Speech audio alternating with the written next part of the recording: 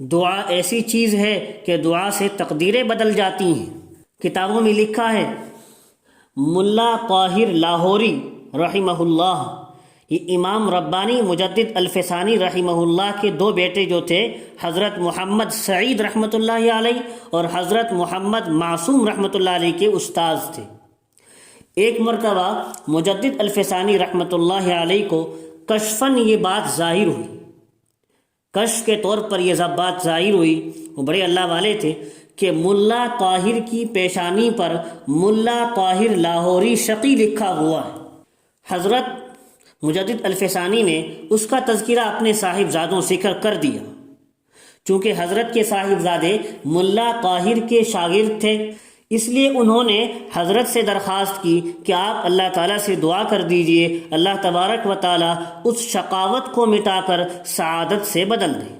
اگر ان کی تقدیر میں کچھ بدبختی والی بات لکھی ہوئی ہے تو وہ نیک بختی سے بدل جائے، آپ اللہ سے دعا فرما دیں۔ چنانچہ حضرت مجدد الفسانی رحمہ اللہ نے دعا فرمائی، اے اللہ، یہ ملا طاہر لاہوری کی پیشانی سے شقی کا لفظ مٹا کر سعید کا لفظ تحریر فرما دیں، آپ انہیں نیک بختوں میں شامل فرما لیں۔ اللہ تعالیٰ نے حضرت کی یہ دعا قبول فرما لی اور ملا طاہر لاہوری کے پیشانی پر شقی کے لفظ کے بجائے سعید کا لفظ لکھ دیا گیا، انہیں نیک بختوں میں شمار کر لیا گیا۔ یہ بڑے اللہ والوں کو کشفاً یہ باتیں ظاہر ہو جایا کرتی تھی اور کتابوں میں ان کا یہ واقعہ لکھا ہے۔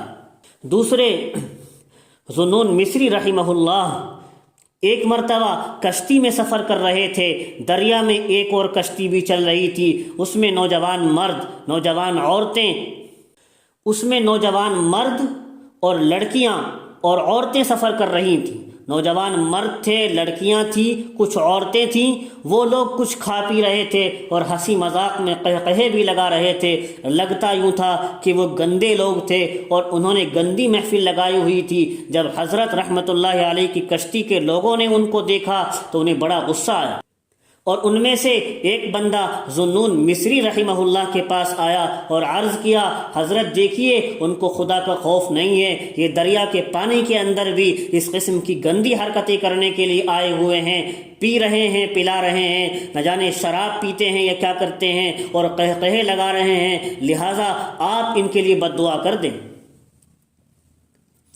کہ اللہ تعالیٰ ان کی کشتی کو غرق کر دے۔ آپ پہلے تو خاموش رہے، لیکن جب لوگوں نے بار بار کہا تو آپ نے اس کشتی والوں کو دیکھا اور ہاتھ اٹھا کر یوں دعا مانگی، اے اللہ، جیسے آپ نے ان کو دنیا کی خوشیاں عطا کی ہیں، اسی طرح ان کو آخرت کی خوشیاں بھی عطا فرما دے۔ بزرگ لوگ بد دعا نہیں کیا کرتے۔ حضرت ذوالنون مصری نے یہ دعا فرمائی، اے اللہ، جیسے آپ نے ان کو دنیا کی خوشیاں عطا کی ہیں، اسی طرح ان کو آخرت کی خوشیاں بھی عطا فرما دے۔